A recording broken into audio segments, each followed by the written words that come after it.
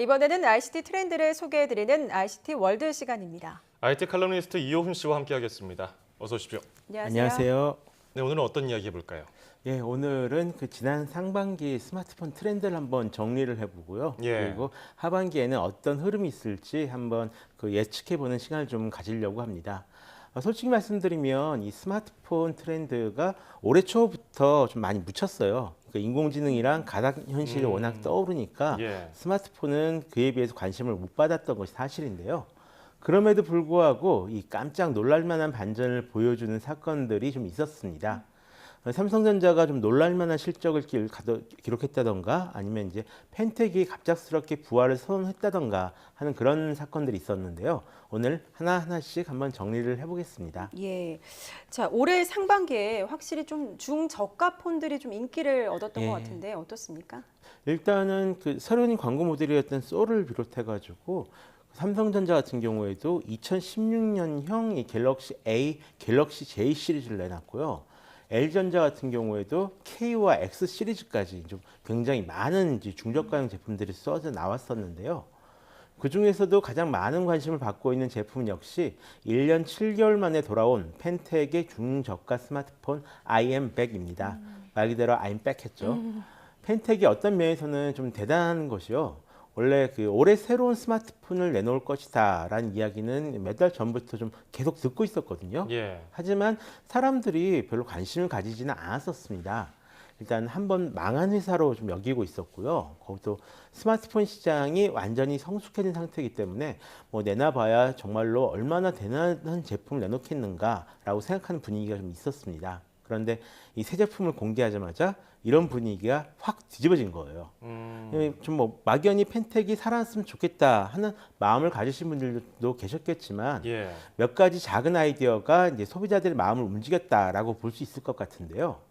일단 좀 독특하게 조그 휠을 채택한 본체 디자인도 괜찮았고요.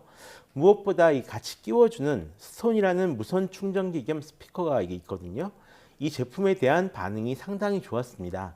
거기에 덧붙여서 이동 통신사들이 좀 저가 요금제에도 꽤 많은 지원금을 책정했기 때문에 좀 많은 관심을 받았던 것이 아닌가 생각합니다.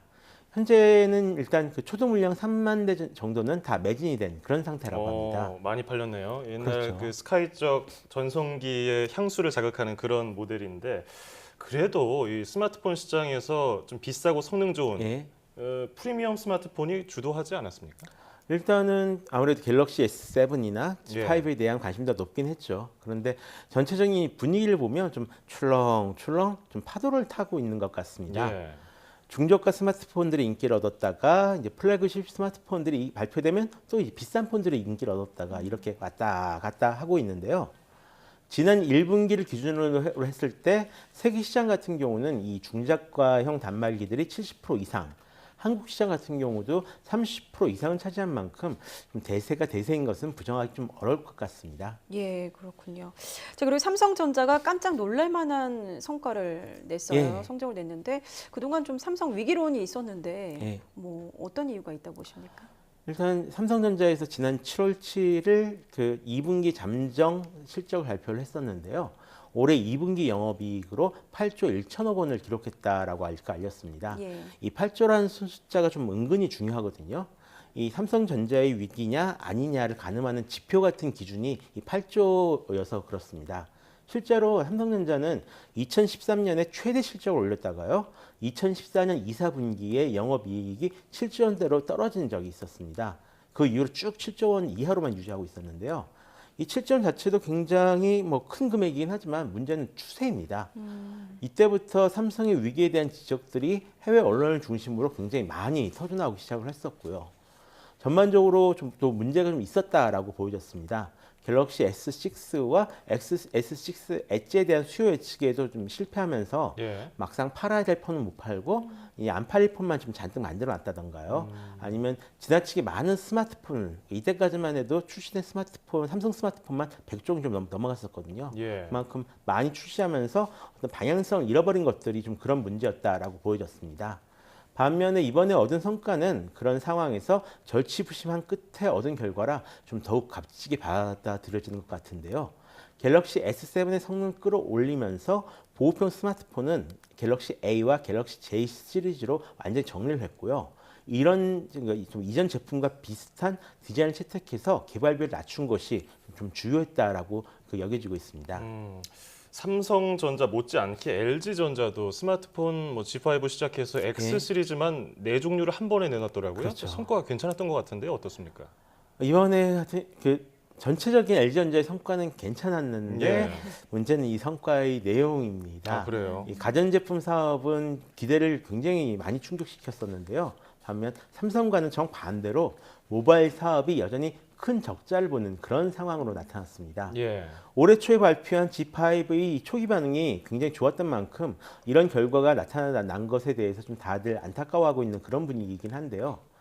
작년에는 이 스마트폰 부품 자체가 가진 문제, 그러니까 외부적 요인도 크게 작용을 했었지만 지금 LG전자가 처해 있는 문제는 몇 년 전 삼성전자가 겪었던 상황과 굉장히 비슷하다라고 좀 생각을 하고 있습니다. 일단 G5 같은 경우에는 이 수율 문제로 초기 공급량을 제대로 못 맞추는 게 있었고요. 또 보호용 스마트폰들은 지금 너무 다양한 종류가 한꺼번에 출시가 되고 있습니다. 예. 뭐 스마트폰 뷔페를 차린 건가 하는 어허. 느낌이 좀 들 정도인데요. 예. 과연 좋은 결과를 얻을 수 있을지는 조금 더 지켜봐야 알 수 있을 것 같습니다. 네, 상반기 동향을 이제 정리해봤는데 네. 그렇다면 하반기 스마트폰 시장은 뭐 어떻게 될 거라고 보십니까?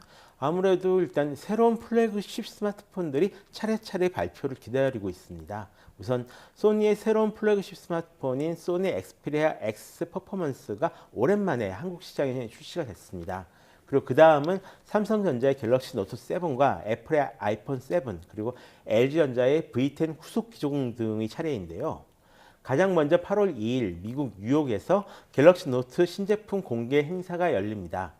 알려진 대로 이번엔 갤럭시 노트 5에서 6를 건너뛰고 바로 갤럭시 노트 7이라는 이름이 될 것 같은데요. 갤럭시 S7과 함께 발맞춰서 인기를 얻겠다라는 그런 의미가 되겠죠. 예. 이 제품 같은 경우는 어떤 신기술이 탑재될지 벌써부터 좀 기대를 모으고 있는데요. 그 홍채 인식 기능이 드디어 한 2년 전부터 탑재될 예정이었다고 했다가 드디어 탑재가 될 예정이다라고 합니다. 아무래도 갤럭시 S7처럼 큰 변화를 주기보다는 이미 있는 기능을 좀 강화한 상태로 나오지 않을까 그렇게들 생각을 하고 있습니다. 또 아이폰 7 같은 경우도 이제 9월 중에 발표될 예정에 있습니다.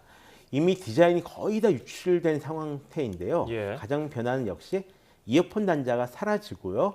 방수 방진의 무선 충전 기능이 추가가 될 예정이다라는 것입니다. 갤럭시 S7이 개발된 전략과도 좀 굉장히 비슷한데요. 그 밖에 듀얼 카메라가 탑재된다, 프로 모델이 나올지도 모른다라는 이야기도 있고요. 큰 디자인 변화가 원래 올해 있어야 되는데 올해가 아니라 아이폰 10주년인 내년에 선보일 것이다라는 이야기도 좀 있습니다. 근데 지금까지 우리가 느껴왔던 그런 혁신의 기대감 때문에 네. 그런지 좀 실망스럽거든요. 이번엔 거의 없죠. 예, 앞으로도 이런 좀 새로운 것들이 나올 가능성이 있을까요? 솔직히 장담을 할 수는 없지만 삼성의 기어 VR이나 아니면 펜텍의 스톤 같은 이 스마트폰 액세서리가 부각될 가능성이 굉장히 높아 보입니다. 예. 가상현실을 잘 구현할 수 있는가가 이 하반기 구매 포인트가 될 가능성도 있고요. 또 중저가 폰 트렌드는 계속 이어질 전망입니다. 다만 조금 불안한 것이 하나 있는데요. 굉장히 많은 IT 회사들이 올해 최고의 실적을 거뒀다라고 발표를 하고 나면 그 다음에 바로 고꾸라지고는 했었거든요. 삼성도 그랬고 애플도 그랬습니다. 이 달걀을 한 바구니에 담고 있는 회사들의 문제점인데요.